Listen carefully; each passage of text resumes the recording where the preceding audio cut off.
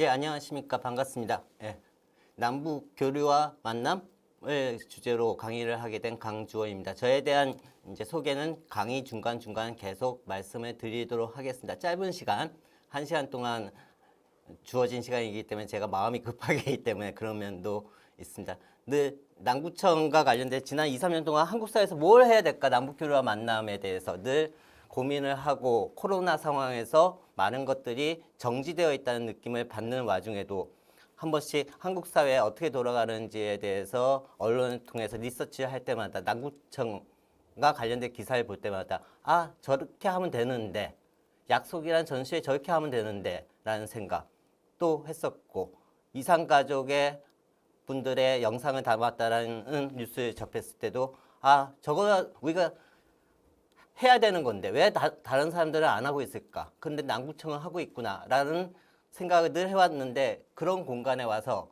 낯선 공간에 와서 또 낯선 시스템에서 이렇게 한다는 게 어색합니다.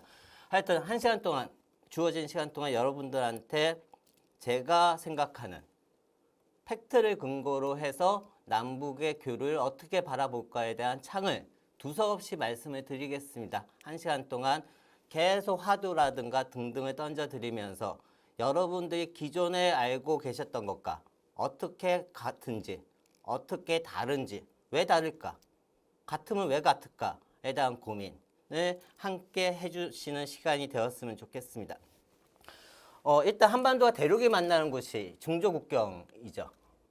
압록강과 두만강을 한번 같이 가는 여행을 하도록 하겠습니다. 저는 20년 전부터 이 지역을 오고 가고 있습니다. 가게 되면서 늘 화두가 있었습니다.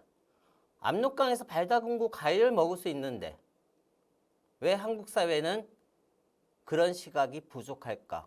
내가 보는 눈은 그것이 아닌데. 그리고 최근에는 드라마 사랑의 불시착 보셨는지 모르겠습니다. 벌써 한 2, 3년 된 거, 2년 정도 된 것 같습니다. 그래서 손예진과 현빈이 외국에서 만나는 모습을 봤을 때 많은 분들은 상상이라고 그냥 생각을 하시는 경향이 많았습니다. 하지만 제가 생각하는, 제가 그동안 연구한 것을 바탕으로 한다면 아, 정말 얼마든지 가능한 일인데 라는 것, 그것을 사람들은 얼마나 알고 있을까에 대한 고민을 해오고 있습니다. 이런 화두를 왜 가지게 되었는지를 오늘 짧은 시간, 1시간 동안 말씀드리도록 하겠습니다. 최근에 이제 제가 연천 쪽에, 파주 쪽에 갔을 때 찍은 사진입니다. 강개토대왕비거든요. 북한에서 2002년에 만들어서 가지고 나온 강개토대왕비가 우두커니 서 있더라고요. 20년 전. 20년 전에 저게 가능했는데 2021년 지금 현재는 우리는 뭘 하고 있는 것일까? 라는 생각을 하게 됐습니다. 우리는 20년 전에 남북 교류와 만남에 대해서 얼마만큼 기억하고 있는 것일까? 우두커니 서 있는 강개토대왕비가 많은 것을 저한테는 시사하는 바가 있었습니다. 저의 고민이었습니다. 일단 저의 소개를 간단하게 말씀드리면 저는 인류학을 전공했습니다. 그리고 2000년부터 두만강에 처음 가봤습니다. 그리고 두만강 바로 옆에서 하룻밤 누워 잔 적도 있고요. 아침에 일어났을 때 어떤 그 동네에 살고 계시는 조선족 분이 저한테 그런 말씀을 하시더라고요. 강 건너편에 숟가락과 젓가락이 몇 개인지를 알고 지낸다. 그 강 건너는 북한이었거든요. 내가 알고 있는 사실하고 너무나 다른 이야기. 숟가락과 젓가락을 알고 지낸다 라는 이야기는 그만큼 교류가 있다라는 거잖아요. 중국하고 북한이 두만강을 사이에 두고, 그게 어떻게 보면 저의 연구의 시발점이 돼서 2000년부터 그쪽을 왔다 갔다 하기도 했었고요. 2006년, 7년에는 15개월 동안 단동이라는 지역에서 살면서 참여 관찰을 했습니다. 그리고 그 이후에 한 50번 정도 압록강과 두만강을 오고 가면서 나름 꾸준히 하려고 노력을 했고요. 작년과 올해는 어쩌다 보니 어쩔 수 없이 갈 수 없는 상황에서 그래도 또 다른 방식으로 경기도 지역, DMZ 지역을 주변을 현지 조사하고 있습니다. 인디아나 존슨의 주인공이 되었다라는 첫 경험을 했던 20년 전에 제가 20년 동안 어떤 연구를 했고 어떤 고민을 하게 되었는지를 말씀드리도록 하겠습니다. 제가 벌써 답을 먼저 말씀드린 꼴이 돼버렸는데 제가 넘기는 바람에 여러분 한국 사회에서요 한반도를 제외한 지역이에요. 한반도를 제외한 지역에서 한국 사람보다 북한 사람이 많이 살고 있는 지역이 있다. 그런 도시가 있다라는 것을 알고 있는 사람들이 얼마나 될까? 저는 그게 가장 큰 고민입니다. 어떻게 보면 저는 남북 교류와 만남, 남북 평화와 통일 등등 여러 가지 많은 이야기들 중에서 그것을 하나하나 해결해가는 가장 기초로서 제 입장에서는 이 사실 하나만은 알고 있어도 많은 것들의 단초가 될 수 있다. 한반도를 제외한 지역에 한국 사람보다 북한 사람이 많이 살고 있는 지역이 있다라는 것을 몇 명이나 알고 있을까? 어떤 분들이 알고 계실까? 지금 듣고 계시는 여러분들은 세계에서 가장 폐쇄적인 국가라고 하는 북한인데 그런 교육을 받아온 우리 한국 사회에서 한국 사람보다 북한 사람이 많이 사는 지역이 있다? 그런 게 어디 있어? 이 사실 하나 아는 것 자체가 사랑의 불시착의 드라마의 만남이 상상이 아니고 현실이 될 수 있고 남북 교류와 만남이 우리가 알고 있었던 것과 다르게 더 많은 것들이 있었다. 역사 속에 배울 수 있었다. 등등 여러 가지. 북한의 경제에 대해서도 파악할 수 있고요. 북한의 코로나 상황 등등 여러 가지를 다시 볼 수 있는 겁니다. 제가 이미 답을 말씀드렸습니다. 지난주부터인가 MBC에서 이제 대작이 하나 만들어졌다라고 홍보를 해서 봤는데 깜짝 놀랐습니다. 검은 태양이라고. 국정원이 중국 단동이라는 지역에 가가지고 뭐 어떻게 한다 막 그런 이야기인데 이런 화면이 팍 나오는 거예요. 근데 국정원이 뭔가를 하는 공간으로만 묘사되는 드라마였습니다. 하지만 이 지역은, 이 도시는 신의주 건너편, 이 단동에는 현재 북한 사람이 5만 명이 살고 있습니다. 한국 사람은 지금은 한 1,000명. 지난 한 30년 동안 이 지역은 한국 사람보다 북한 사람이 더 많이 살고 있는 지역입니다. 5만 명, 현재.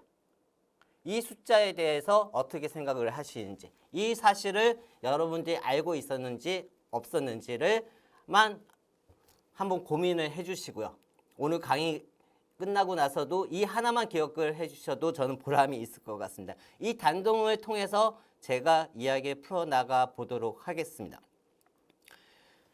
이런 지역에 제가 다녔던 지역은 이 뭐 압록강, 두만강, 압록강 800km, 두만강 500km 이 구석구석을 어떻게 다 돌아다녔겠습니까? 하지만 그래도 어떻게 보면 20년 동안 다니다 보니까 차 타고 가면 이쯤에는 뭐가 나오겠다를 알고 지냈어요. 근데 최근에는 파주와 연천 쪽으로 가는데 어디가 어딘지 피하가 구분이 안 되는 거예요.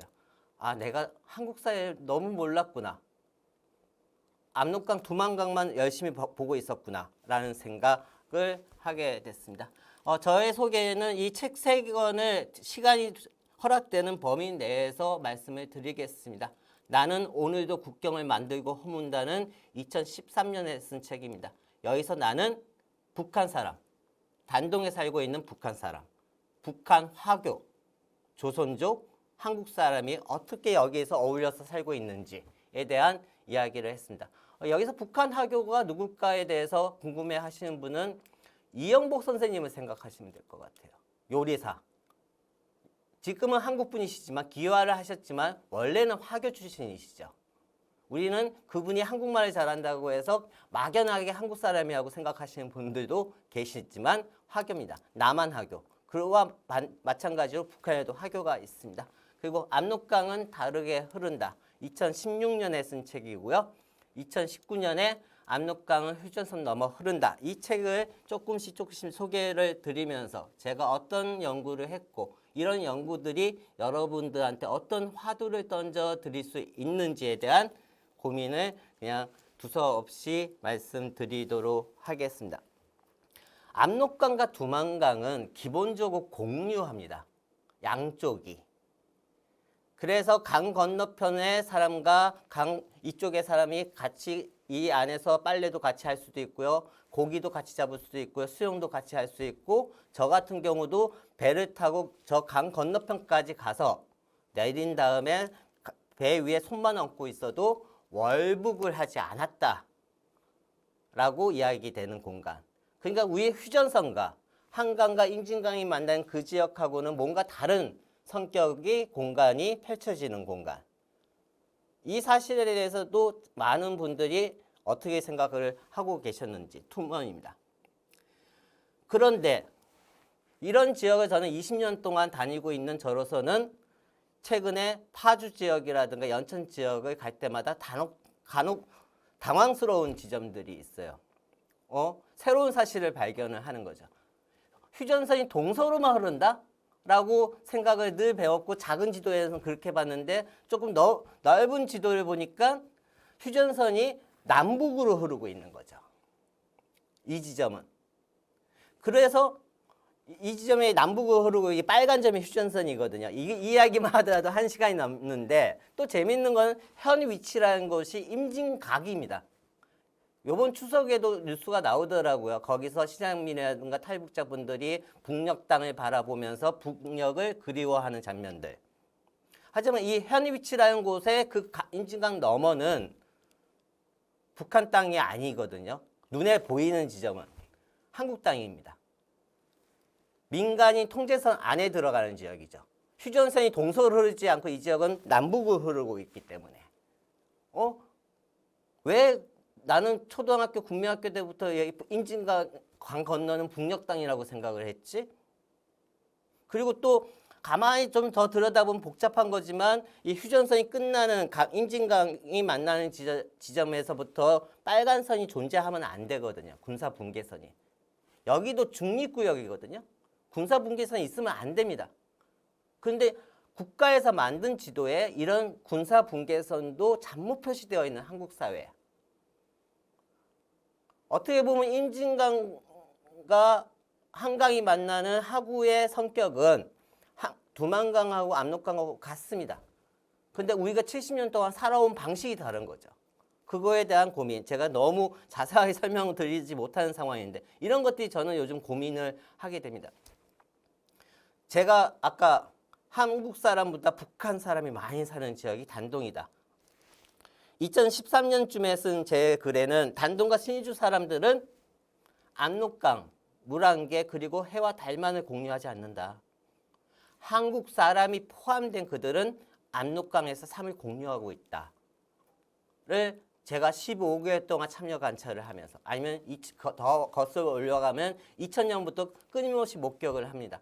그렇기 때문에 사랑의 불시착의 드라마의 한 장면들이 그냥 상상이 아닌데 단동에는요, 지난 20년 넘게 중국 학교에 가면 같은 반에 북한 아이들하고 한국 아이들하고 조선족 아이들하고 화교 아이들하고 다문화 가정의 아이들, 한국어를 공유하는 학생들이 같이 공부를 하고 있어요.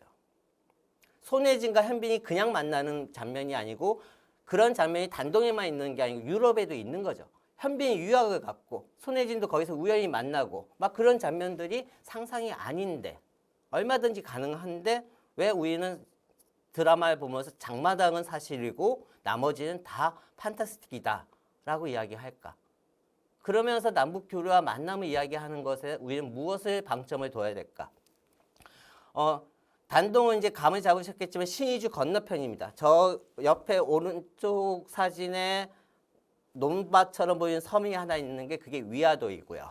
이런 공간이 분리된 공간이 아니고 어떻게 보면 남북 교류와 만남의 또 다른 현장이었다. 지난 20년 동안. 휴전선만 현장이 아니었다라는 말씀을 제가 드리고 싶습니다.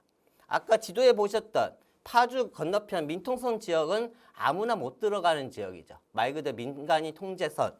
통일대교를 넘을 때 검문을 해야 되고 미리 신고를 해야 되고.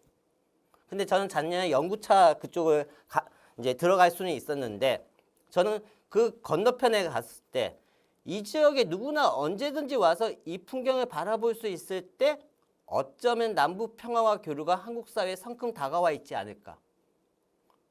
근데 어떤 많은 분들도 DMZ 이야기하지만 민간인 통제선에 우리가 자유롭게 가야 된다라는 것을 지난 문재인 정부 3, 4년 동안 우리가 했는가?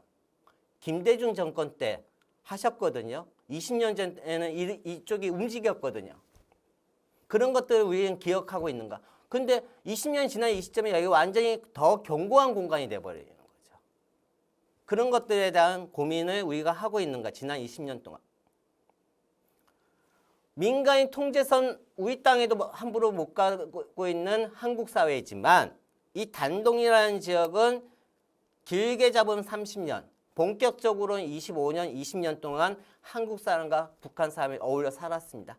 그렇기 때문에 식당이라든가 상점에 가면 태극기, 인공기, 오성기가 같이 있어요. 삼국이 공존한다는 거죠. 북한 사람이 더 많은 것도 특징이지만 이 지역은 북한 사람만 있는 것이 아니고 한국 사람들도 25년, 30년 전부터 살았다는 거. 같은 반에서 북한 아이는 5명이고 한국 아이는 1명 아니면 2명이었고요. 어떤 학교에서는요. 중국 학교에서는. 우리가 꿈꾸는 모습 아닌가요? 남북이 통일되었을 때 평양이든 서울에서도 남북의 아이들이 함께 공부하는 거. 저도 꿈꾸고 있습니다. 근데 앞으로 5년 뒤에 가능할까요? 10년 뒤에 가능할까요? 우리는 그 모습만 보고 있지 않는가요? 그런데 한반도를 제외한 지역에는 그런 지역이 단동에만 있는 게 아니라는 거죠. 왜 우리는 이 사실에 대해서 얼마나 주목하고 있는지 고민을 계속 화두를 던집니다. 작년에 이 임진각 근처에 갔더니 평화 곤도라가 만들어졌어요. 제목 자체가 평화 곤도라입니다. 그런데 그 평화 곤도라에 타고 딱 임진강을 건너는 순간 먼저 눈에 띄는 것은 지대라는 단어가 눈에 띄입니다. 저는 이 평화와 지대가 공존하는 한국 사회, 이 한국 사회에서 우리는 무엇을 해야 될까? 어떤 고민을 할 수 있을까? 어떤 이야기를 할 수 있을까? 어떤 행동을 하면, 어떤 전시회 하면 또 다른 반론이 나오는 한국 사회에서 뭐든지 조심스러운 한국 사회. 이게 한국 사회의 자화상 아닐까? 남북이 먼저 만나는 걸 추진해야 될까? 아니면 한국 사회에서 뭔가를 하나하나 변해가는 노력을 함께 해야 되는 것이 아닐까? 이 지대라는 단어가 너무나 저한테는 크게 와닿은 지난 2, 3년, 지난 3, 4년. 평양에 가서 냉면을 먹을 줄 알았던 3, 4년 전과 지금의 현실은 좀 다른 것 같습니다. 그런 것을 답답해하고 있지만 저는 단동에서 10년 넘게 압록강 두만강에 가면서 평양으로 가는 국제열차를 늘 보게 됩니다. 저 국제열차 지금도 통하고 있는데 지금 코로나 때문에 이제 변수가 있지만 저 열차는 북한하고 중국만을 연결하지 않는데 한국도 연결하고 있는데 우리는 개성공단 어떻게 넘어 평양을 가고 꿈만 꾸고 있는데 어떤 식으로든 그쪽은 통하고 있습니다. 하지만 우리는 평양으로 가자. 평양과 서울이 연결한 철도를 연결하자고 꿈꾸고 이야기하고 추진하려고 열심히 노력하고 있습니다.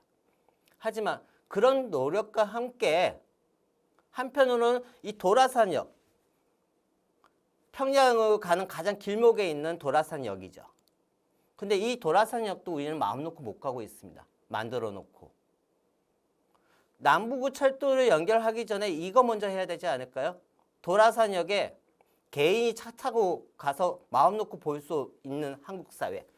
근데 그렇게 하기도 만만치 않은 사회. 왜냐? 지대가 눈에 들어오는 한국 사회에서 이것조차도 쉽지 않다.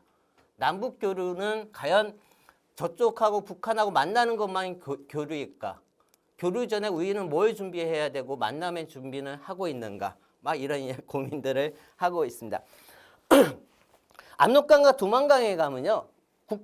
말 그대로 국경 지역이지만 농사를 짓고 있습니다.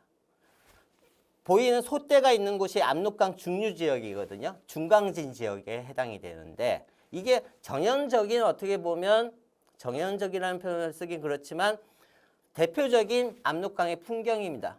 소가 있다는 건 가축이죠. 가축이 있다는 건 사람의 손길이 닿는다는 것이죠. 국경 지역에 농사를 짓고 있고 압록강 두만강에 철조망이 있는 지역도 있습니다. 하지만 그 철조망을 넘어서 농사도 짓고 있습니다. 이런 모습이 저한테 너무나 익숙한 거죠. 이게 너무나 자연스러운 거죠. 국경의 모습이 이런 모습으로 저는 20년 동안 하고 있다가 그러면서 저는 한국에서는 DMZ 지역에 무슨 농사를 지어? 민간이 통제선 지역엔 사람도 못 가. 그런 편견을 가지고 있다가 막상 작년에 파주와 연천에 갔더니 DMZ 안에 농사를 짓고 있어요. 군인들만 있다라고 생각했는데 농사를 짓고 있는 지역이 있다라는 거죠. 우리가 잘 알고 있는 대성동 자유의 마을 100만 평이 넘는 걸로 알고 있습니다. 저 전봇대 같은 바로 뒤에가 휴전선이 흐르고 있습니다. 휴전선은 철조망이 아닌데 우리는 또 휴전선이 철조망이라고 착각하시는 분들도 그런 교육을 받고 있습니다. 철조망이 바로 앞에. 어떻게 보면 여기서 모내기도 같이 할 수 있는 거 아니었나? 70년 동안? 앞으로 뭘 하자라고 했을 때 뭘 하려면 지뢰 제거를 해야 됩니다. 뭐 해야 됩니다. 뭐 많습니다. 그런데 남북이 교류와 평화를 할 때 이 대성동 지역에 1년에 한 번이라도 모내기 같이 하자. 가장 실현성이 빠를 것 같아요. 제가 생각하기에. 근데 관심 없으신 것 같아요. 이 전봇대 넘어가 개성공단이거든요. 우리는 어떤 걸 먼저 해야 되는가?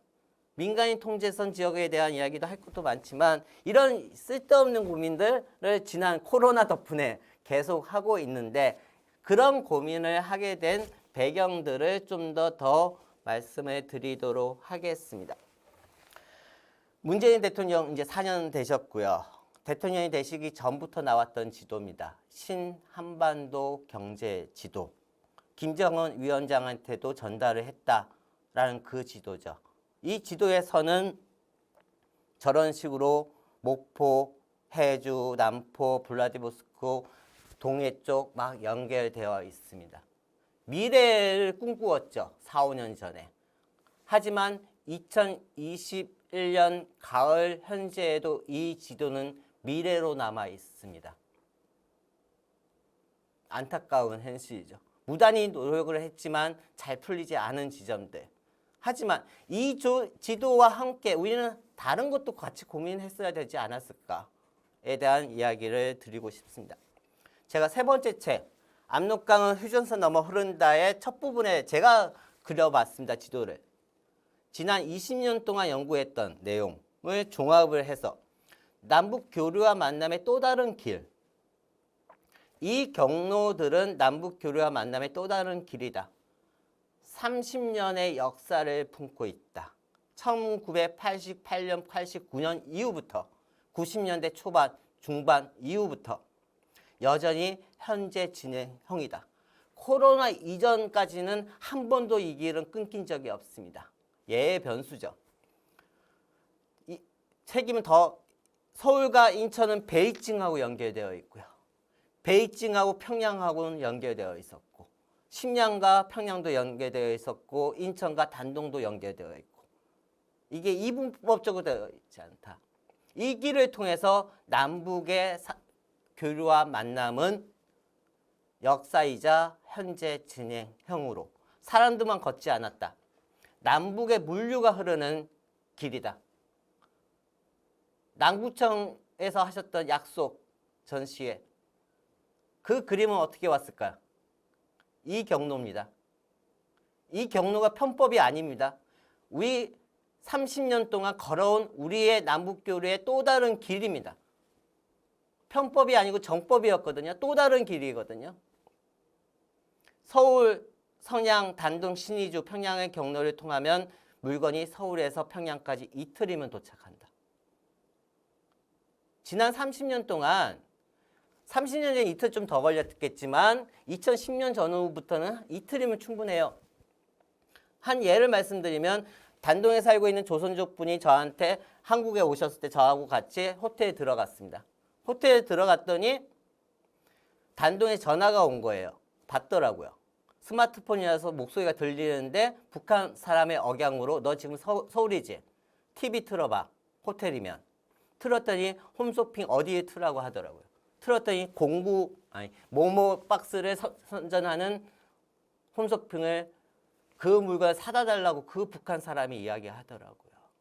단동에서 그 이야기는 지금 TV를 보고 있다라는 이야기죠.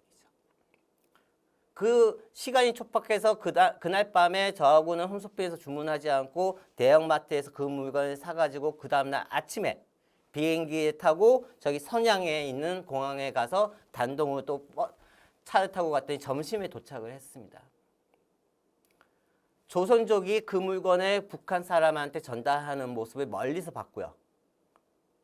그 사람이 그 다음날 아침에 단동역에 그 물건을 들고 평양으로 가는 기차를 타는 모습까지 제가 눈으로 참여 관찰을 했습니다.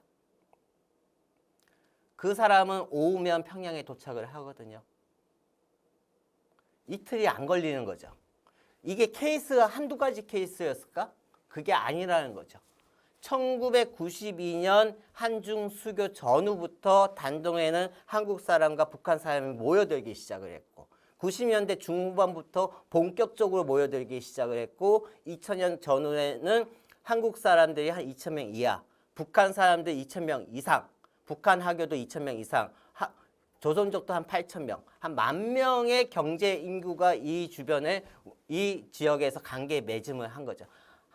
중국 학교에만 북한 아이와 한국 아이들이 같이 공부한 게 아니고 이 지역에서 수많은 경제 교류가 이루어졌다. 그런 것들에 대한 이야기. 휴전선은 가로질러 남북을 연결하는 길은 가다서다를 반복했다. 지금도 멈춰있는 셈이죠. 어떻게 보면. 반면에 남북을 연결하는 다른 길은 중국의 고속도로와 다른 철도에 하면서 더 빨라졌다. 휴전선의 길은 가다서다를 멈췄지만 남구청에서 추진하셨던 전시회는 멈추지를 않았었죠. 그냥 전시회 했다는 것이 의미가 또 있지만 그게 어떻게 추진됐을까? 역사를 아시기 때문에, 현재를 아시기 때문에 저는 가능하지 않았을까라는 생각을 하게 되는데요. 저는 첫 번째 책 2013년에 쓴 책은 박사 논문 요약을 한 책인데 현장 속으로 이 내 집단의 사람들이 북한 사람들, 북한 하교, 조선족도 한국 사람이 학교라든가 아니면 공장에서라든가 아니면 술집에서 어떻게 어울려 사는지 같은 아파트에 어떻게 살고 있는지 한국어를 어떻게 공유하는지 여기가 어떻게 삼국무역의 중심지가 되고 있는지 단동은 북중무역의 중심지만이 아니다. 삼국무역, 한국 사람들이 포함된 무역의 중심지이다. 라는 이야기를 쓰려고 했고 참여 관찰을 15개월 동안. 그러니까 제가 처음에 민박집에 가서 살았는데요. 아침 저녁으로 저한테 밥을 해주시는 분이 신이주 아줌마였어요. 한 달 동안 저한테 밥을 해주시면서 밤늦게 노래자랑도 같이 보고 한국 드라마를 같이 봤던 분이 한 달 뒤에는 다시 신이주로 돌아가는 모습을 보게 되는 거죠. 저 북한에서 나왔으면 탈북을 해야 되는 거 아니야? 왜 다시 돌아가지? 그게 저한테는 또 하루로 다가왔습니다. 15년 전에. 단동에서 어떻게 살고 있는가? 어떻게 친구를 맺는가? 한국 부부가 애가 그날 저녁 때 아침에 애가 출산을 했는데 저도 지인이었기 때문에 그 병원에 갔더니 오후에 갔습니다. 가물치가 옆에 있는 거예요. 이거 어디서 났냐고 했더니 신의주에서 출산 선물을 보내왔다라는 거죠. 몇 시간 만에. 아, 이렇게 살고 있구나 여기는. 내가 알고 있는 선입견과 편견하고는 다르게 숟가락과 젓가락을 알고 지내는 게 한국 사람도 포함되는 거구나. 그들은 왜 만나는가? 그냥 만나는 게 아니고 남북 교류를 하기 위해서 만나는구나. 이 삼국이 어떻게 연계되는가? 북한에서 소비되는 중국산과 한국산. 한국에서 90년대 중후반부터 의류, 봉제를 만들려고 결정하신 많은 회사들이 결정을 하고 나면 그날 밤에 낮에 단동에 있는 한국 사람한테 전화를 했습니다. 전화를 하고 나면 그날 그 다음 날 북한 사람을 만나서 한국 사람은 계약을 체결하고요. 계약을 체결하고 나서는 며칠 뒤부터 평양에서 옷을 만들었고요. 그 옷들이 다시 단동에 나왔고요. 단동에 나와가지고 다시 한국에 와서 한국에서 메이드 인 차이나로 팔리는 경우가 많았습니다. 물론 메이드 인 DPRK로도 팔리는 경우도 있었고 메이드 인 코리아도 팔리는 경우도 있었지만 여러 가지 복잡한 것도 있기 때문에 메이드 인 차이나로도 팔렸습니다. 그렇기 때문에 한국 사람들은요. 북한의 사람들이 만들었음에도 불구하고 메이드 인 차이나라고 생각하고 지난 20년 넘게 사입은 옷들이 제법 많습니다. 근데 거기서 그치는 것들이 아니고요. 그런 옷들이 팔리다 안 팔리면 다시 단동으로 들어가거든요. 땡 처리한다면 포스터 붙죠. 포스터가 끝나는 게 아닙니다. 포스터에서 또 안 팔리면 그게 땡 처리돼가 단동에 들어가면 단동에 있는 북한 사람과 북한 하교 조선족들이 그 옷을 사가지고 다시 평양에 가서 파는 거죠. 그래서 사랑의 불시착이 드라마의 장마당에 한국 옷들이 팔린다. 그런 원리가 거기에도 들어가는 거고요. 그러면 북한 사람들은 지난 20몇 년 동안 자기네 친구들이 만들었는데 그 옷들이 한국까지 갔다가 다시 와가지고 자기네들이 중국제라고 사 입는지 모르고 그냥 사 입는 거죠. 한국 사람들은 북한 사람들이 만들었다는 생각도 못하고 메이드 인 차이나로 사 입고요. 그런 옷도 얼마나 되겠어. 여러분들이 지난 10몇 년 전, 20년 전부터 입었던 등산복, 수많은 옷들. 개성공단이요. 5만 명 중에서 3만 명이 봉제에서 일했습니다. 그분들이 만든 옷이 한국에서 소비된 속옷의 90%를 만들었다라고 이야기해요. 한국에서 소비된 의류의 30%를 만들었다라고 개성공단과 관련돼서 이야기가 나옵니다.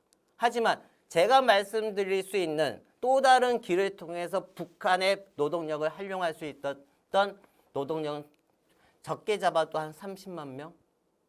그 옷들이 다 한국에 들어오지는 않았죠. 미국에도 가고 일본에도 가고 유럽에도 갔습니다. 또 다른 예를 들면 2004년 5년도쯤에 한국의 유명한 아동 한복 회사가 있습니다. 예로 시작하는 한복 회사, 아동 한복. 그 회사가 한 해 30만 장을 제가 말씀드린 평양, 단동, 서울, 루트를 통해서 만들었습니다. 메이드 인 차이나로. 30만 장의 아동 한복이 매년 들어왔다. 그 나이대가 지금 20대입니다. 20대가 한 연령이 지금 50만 전후일 거예요. 그리고 아동 한복은 물러 입잖아요. 그래도 그렇게 되면 우리가 입었던 옷들, 옷장에 있었던 옷들. 여러분들 2010년 전후에 조개구이 어디서 나왔던 조개일까? 조개구이집이 왜 갑자기 무너졌을까? 문을 닫았을까? 5.14 조치 이후에 문을 닫았거든요. 한국 사람 입맛이 바뀌어서 조개구이집이 망한 게 아니고요. 5.14 조치 때문에 저희가 싸게 먹었던 조개가 다 비싸게 북한에서 못 들어오니까 그렇게 되는 것들. 막 그런 이야기를 두서없이 첫 번째 책에 썼던 것이고요. 이야기보다는 사진을 보여드리면서 남은 시간 그냥 풀어 나가 보도록 하겠습니다. 2011년 지금도 막혀있는 남북관계이지만 2011년은 2010년 5.14 조치 이후 공식적인 남북관계가 중단되었다라고 많은 글에서 언론에서 논문에서 나오는 시기입니다. 지난 10년 동안. 하지만 2011년에 저는 단동에서 다음과 같은 사진을 찍었습니다. 김수환 추기경님, 노무현 대통령의 수혜 작품입니다. 평양에서 제작을 했거든요. 2011년에. 이 작품을 중국 사람이 주문했을까요? 아니겠죠. 설마. 중국 사람이 노무현 대통령 수혜 작품을 주문하지 않았겠죠. 그러면 2009년, 2008년 5.14 조치 이전에는 어땠을까요? 여러분들이 입었던 한복, 여러분들이 베고 잤던 베개에 있는 수, 이불에 있는 수, 그런 것들이 어디서 만들어졌을까요? 2011년에 단동의 식료품 가게. 이 식료품 가게는 북한 사람들이 단골입니다. 이 이야기도 할 이야기가 많은데 넘어가도록 하고요. 두 번째 책, 압록강은 다르게 흐른다. 아까 말씀드린 것처럼 오늘 붙인 물건이 이틀이면 평양에 도착을 하는데 단동은 또 하나의 개성공단인데 지금 현재 2015년, 16년 전후에서 개성공단이 5만 명의 $100 정도를 평균적으로 받았다라고 되어 있죠. 예. 지금은 단동은 2010년부터 1만 명, 2만 명 점점 늘어나기 시작해서 지금 현재 여러분들 많은 또 언론에서는 지금 북한 노동자들이 다 돌아갔다라고 생각을 하고 계세요. 못 돌아갔습니다. 코로나 때문에. 그래서 지금 단동에 5만 명의 북한 노동자들이 있거든요. $300.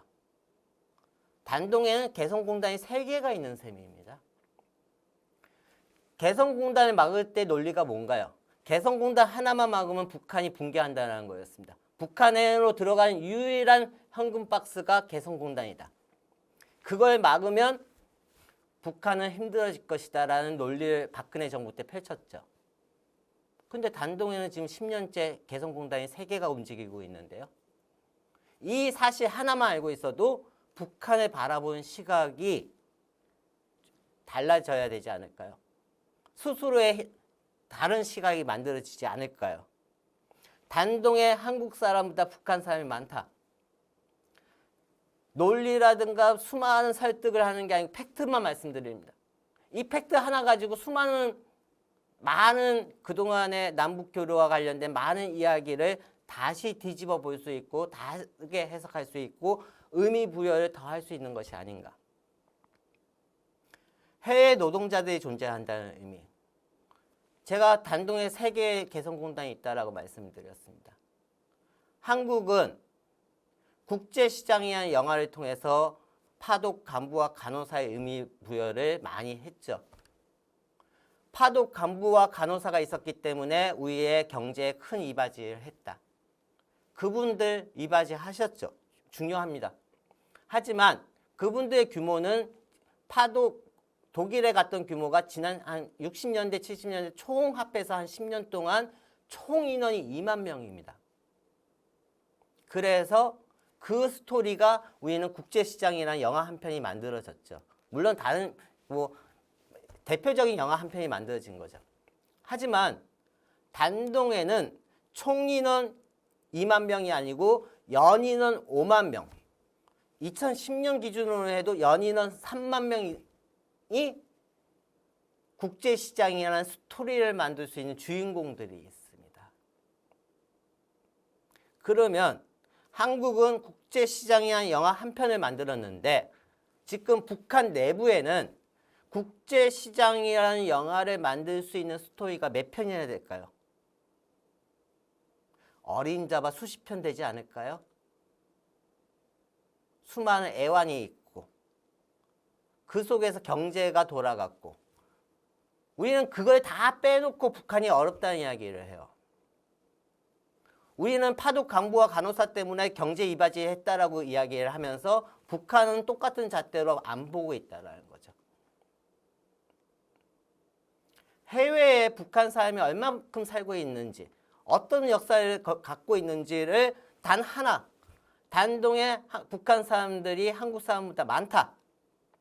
이 사실 하나만 가지고 있어도 북한을 바라보는 시각이 조금씩은 달라지지 않을까. 막 그런 희망을 가지고 썼는데요. 막 이런 등등의 이야기를 썼습니다.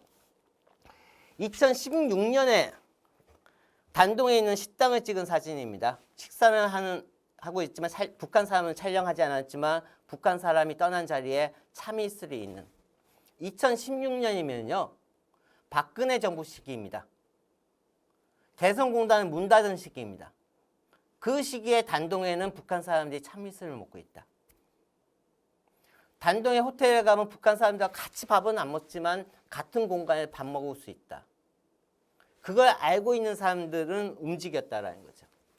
압록강에는 강 건너편에 저렇게 북한 아이들하고 같은 공간에 수영할 수 있습니다.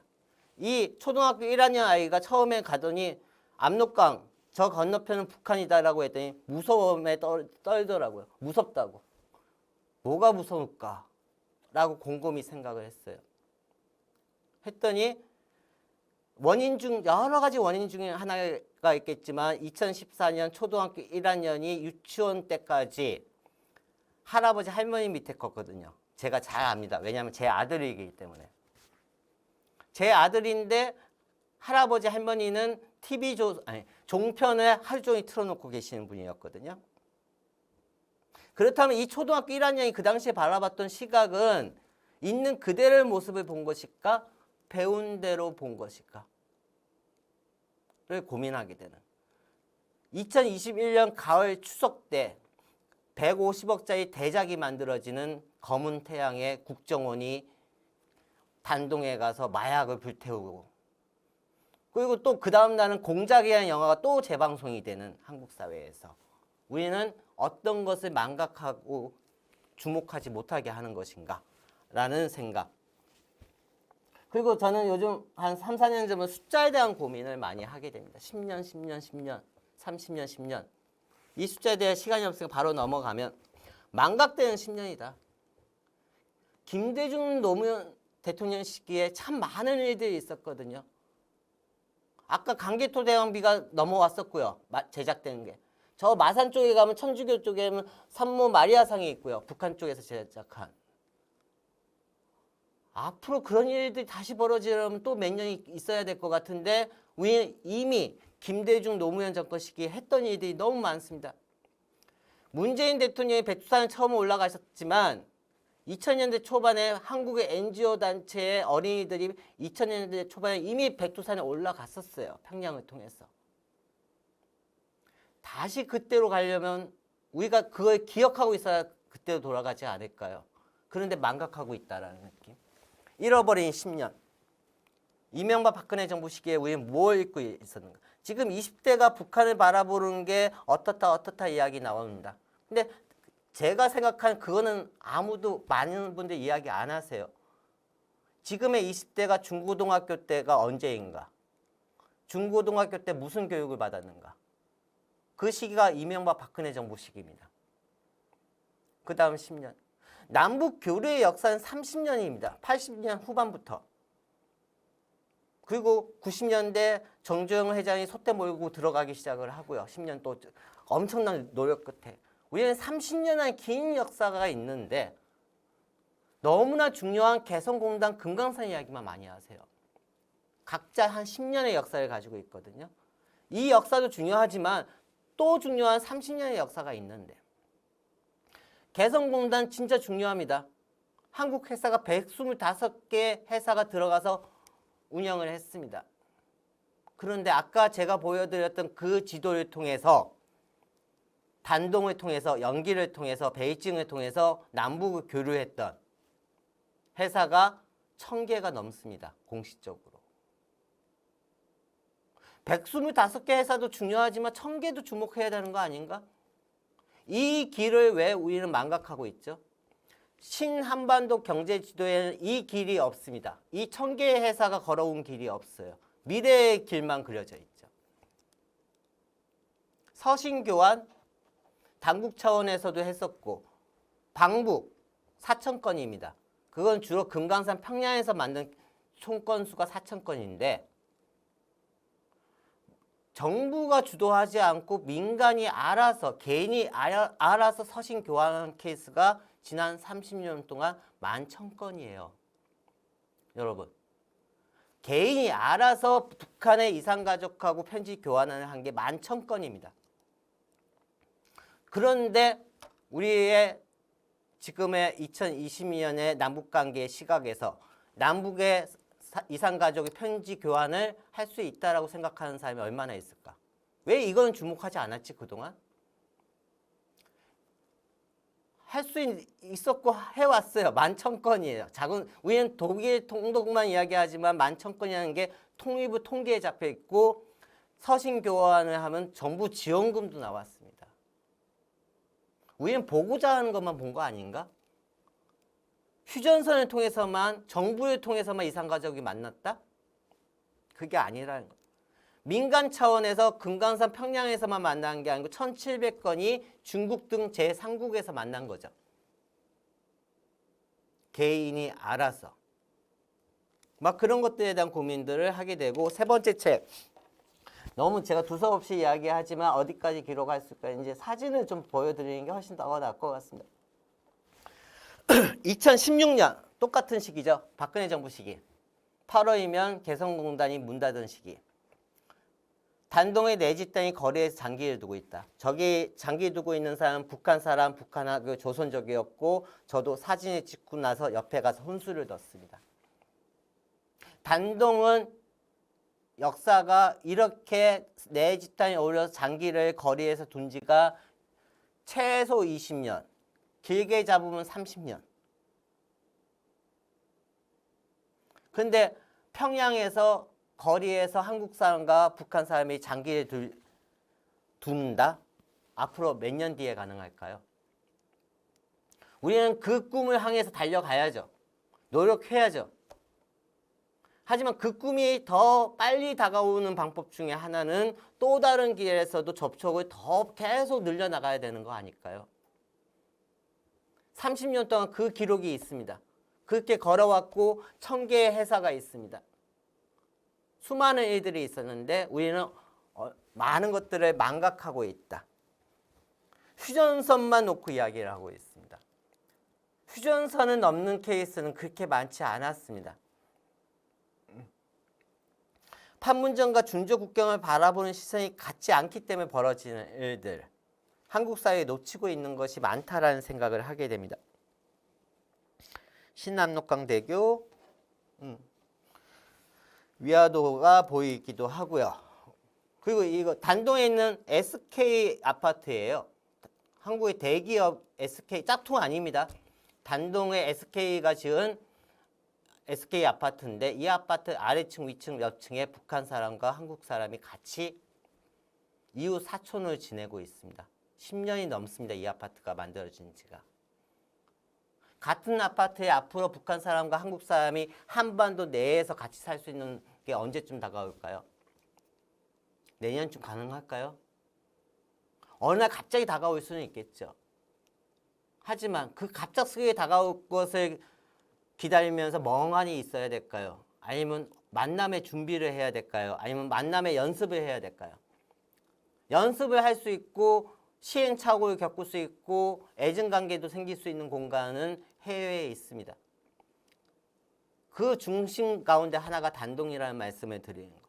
사랑의 불시착의 드라마에서 손예진과 현빈이 우연히 만나기도 했던 공간, 그리고 나중에 다시 만나는 공간이 그냥 작가의 상상이 아니다라는 말씀. 북한 노동자의 김치 공장, 김치 공장이에요. 김치가 있는 모습들, 내부의 모습들, 식당의 모습들, 그리고 북한 해외 노동자들이 만든 메이드 인 차이나 옷들이 2016년 개성공단이 막힌 상황이었지만 단동에서는 만들어졌고 이런 옷들이 또 일본으로 수출이 됐고 2004년에 선양에 북한 식당이 있었고 2017년에도 있었고 이런 식당들. 선양공항이라고 심양공항이죠. 대표적인 공간이죠. 이 중국에 가면 이 공항에 내리면 때로는 북한 사람과 한국 사람이 짐을 같이 찾는 거죠. 왜냐? 서울에서도 비행기가 왔고 평양에서도 비행기가 같이 도착했기 때문에 옆에 있는 사람, 이 남자가 다 북한 사람이거든요. 이렇게 살아왔습니다. 우리는 지난 30년 동안. 일상적으로 남북이 만날 수 있는 공간들이 펼쳐지는 공간이죠. 휴전선만이 아닌 공간에서. 그런데 이번 추석에도 공작이라는 영화는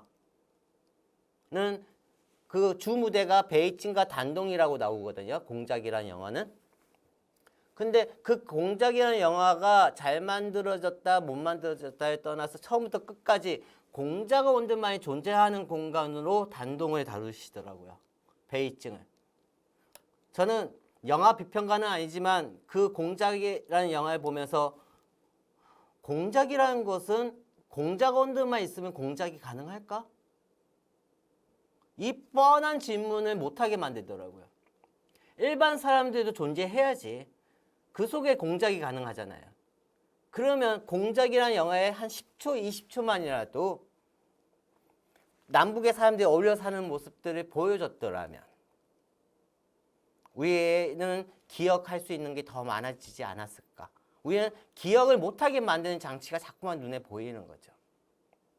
공작이라는 영화, 검은 태양이라는 드라마. 그래서 제가 뭐 누구한테 사주받은 건 아니지만 저는 이 남구청에서 하셨던 지난 2, 3년 동안 노력들이 의미가 뭔가 기억하게 만드는 거잖아요. 멈춰 있지 않고 그런 것들, 이런 공간들. 2017년 12월이면 평창 올림픽 전입니다. 남북 관계가 문재인 대통령 하지만 가장 안 좋다고 했던, 지금도 안 좋지만 안 좋았던 시기라고 되어 있던 시기. 그 시기에 베이징 공항에도 대한항공과 고려항공이 같이 서 있습니다. 그러면 이 승객 안에서 사람들이 내렸겠죠. 베이징에 흩어졌겠죠. 그러면 어떻게든 공자원들만 만났을까요? 일반 사람들도 만났을까요? 제 책에는 상상이라고 쓰면서 쓴 구절이 있습니다. 어떤 북한 사람이 운전하는 차를 탔다. 그 차 속에선 팝송이 흘러나왔다. 막 그런 식의 글이 있는데 책에서는 상상이라고밖에 쓸 수 없었지만 그게 과연 상상일까? 현실일까? 2016년에 해외 북한 노동자들이 단동에 있는 모습들. 2019년 어쩌다 보니 2년이 다 돼가고 있습니다. 코로나 때문에. 단동에 있는 도매상가에서 북한 노동자들이 인형을 사는 모습을 제가 찍었어요. 뒷모습을. 그리고 이 사람들이 인형까지 사가지고 가는 모습까지 찍었거든요. 찍으면서 그런 생각을 했습니다. 내가 만약에 이 사진을 나중에 한국에 가서 보여주면 사람들은 어떤 반응을 할까? 어떤 사람들은 어디 감히 북한 사람들이 먹고 살기 힘들어 죽겠는데 인형을 사. 저건 말도 안 돼. 강주원이라는 인류학자가 조작한 거가 맞다라고 이야기하는 사람이 많을까? 아니면 그래, 북한 사람들 얼마든지 인형 살 수 있는 거 아니야? 라고 생각하는 사람들이 많을까? 저는 전자가 많다는 생각이 들어요. 한국 사회가. 그러면 우리 남구청의 공무원 분들부터 시작을 해서 이거부터 바꿔나가기가 쉽지는 않거든요. 북한에 대한 선입견. 남북이 휴전선에 멈춰 있다라고 그냥 멍하니 있는 것이냐. 우리 내부 안에 있는 것부터 하나하나. 도라산역도 가야 되고 민통선도 하나하나씩 없애나가고 파주의 그 휴전선도 잘못 그려져 있는 것도 지워나가고 단동에 가서 북한 사람들 만나고 학교도 같이 다니고 뭐 그런 것들도 얼마든지 해야 되는 거 아닌가라는 두서없는 말씀. 2004년에 제가 송도원이라는 북한 식당을 찍었고 매년 찍었습니다. 2019년에도 송도원이라는 식당을 찍었는데요. 제가 이 사진을 특히 보여드리는 이유 중에 하나가 이 식당이 대표적으로 매년 한국 언론에서 망했다라고 나오는 식당입니다. 대북 제재가 발표되고 대북 제재가 강화되고 북한이 어렵다 막 그런 기사의 산 증인으로 나오는 식당입니다. 한 수십 번 망했을 겁니다. 근데 저는 매번 갈 때마다 망한 적이 한 번도 없어요. 이 식당이. 한국 사회는 그동안 어떤 이야기를 듣고 살았는가? 팩트 체크가 되는 한국 사회였는가에 대한 고민을 하게 되는데요. 2007년의 뒷모습 남자들, 2018년에 북한 여성들이 걸어가는 모습들.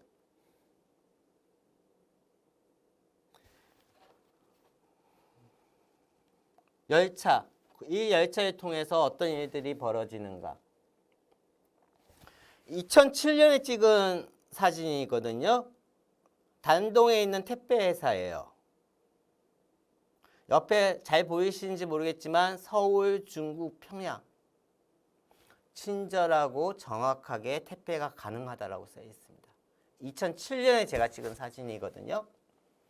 그 전에도 가능했다라는 거죠. 여러분, 2007년이면 5년 전 이야기인가요? 아니면 미래의 이야기인가요? 15년 전 이야기입니다. 20년 전의 이야기입니다.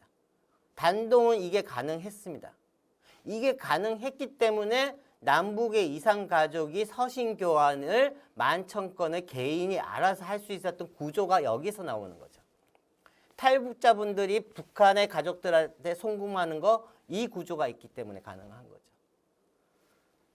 이산가족이 해외에서 한미 가수 외에도 수많은 1,700건 이상의 이산가족이 만났던 것도 이런 구조가 있었기 때문에 이 구조는 멈춘 적이 없습니다. 코로나 이전에는. 휴전선은 계속 움직였나요? 계속 왔다 갔다 했나요? 아니거든요. 특히 민간인들은. 정부도 마찬가지고요. 하지만 단동을 중심으로 해서 여러 기점들은 남북 교류의 현장이었다. 30년 동안.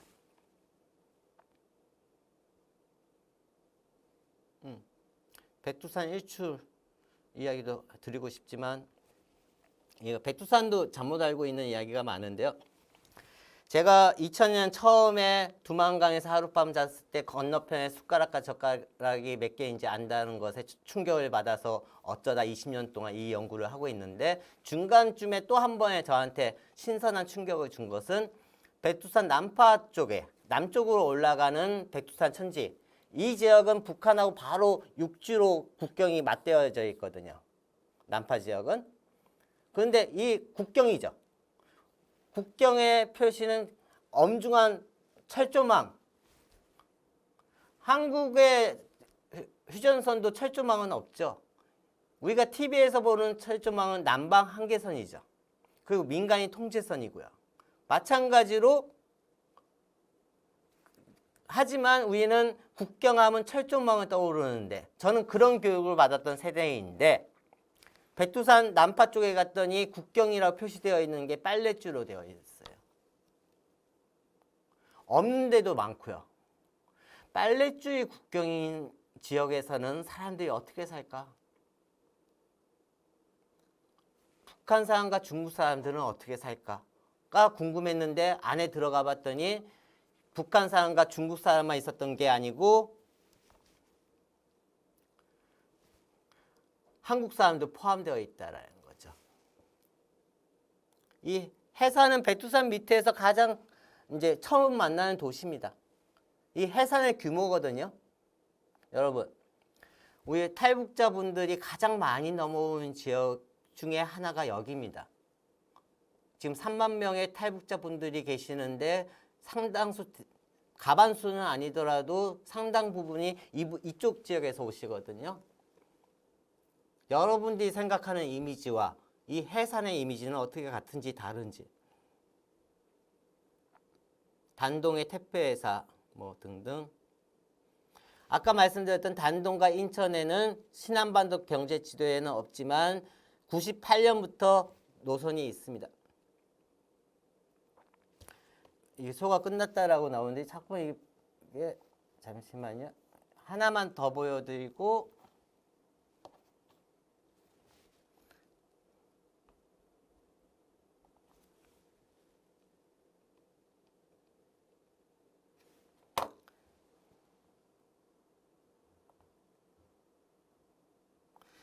신의주가 2004년 어쩔 수 없이 이렇게 보여드릴 수밖에 없는데요. 마지막에 2004년, 2005년 같은 지역에서 찍은 건 아니지만 거의 같은 장면에 찍은 겁니다. 건너편입니다. 세월이 흐르고 있습니다. 2007년, 11년, 13년, 13년, 15년, 15년, 16년, 17년에 단동에서 바라본 신의주의 모습. 여러분들은 어떻게 보셨나요? 지난 15년 동안 신의주가 조금씩 변해 왔습니다. 단동에서 바라본 신의주가 이렇게 변하는 동안 한국 사회는 어떻게 살아왔는가? 어쩌다 보니까 우연히 그 시기가요. 2006년부터 제가 주로 단동에서 신의주를 찍었는데 그 시기가 우리가 대북 제재라는 단어가 익숙해지는 시기입니다. 2006년도부터. 유엔의 대북 제재, 미국의 대북 제재. 2006년도부터 매년 아니면 2, 3년 지나서 한 번씩 대북 제재가 강화됐습니다. 유엔의 대북 제재가 강화됐습니다. 강화됐습니다. 북한이 어렵습니다. 북한이 어려워질 것 같습니다. 대북 제재는 또 강화됐습니다를 15년 동안 듣고 살았습니다. 지금도 듣고 있고요. 우리는 한국 사회는 그렇게 살고 있는 지난 15년 동안 북한의 신의주는 이렇게 변해왔다. 그러면 우리가 알고 있는 북한은 무엇이고, 우리가 잊고 있고 우리가 망각하고 있는 남북 교류와 만남의 현장은 또 뭐가 있고, 그렇다라고 하면 이런 많은 것들에 대한 팩트 체크, 언론에서 이야기하고 있는 잘못된 보도 막 이런 걸 떠나서 그 출발점 중에 하나가 너무나 넌센스하지만 한반도를 제외한 지역에 한국 사람보다 북한 사람이 많이 살고 있는 도시들이 있다. 그 가운데 하나가 대표적으로 단동이다. 단동에는 지난 30년 동안 북한 사람과 북한 아이들, 그리고 한국 사람과 한국의 아이들이 학교에서만 같이 공부한 것이 아니고 수많은 남북 교류의 현장이었다.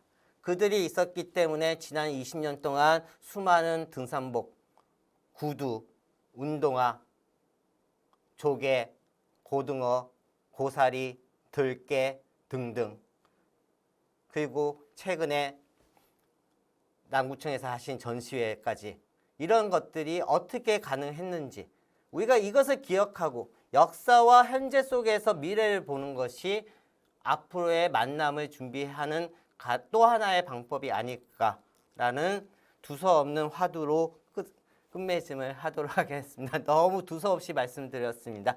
죄송합니다. 도움이 되기를 바랍니다. 고맙습니다.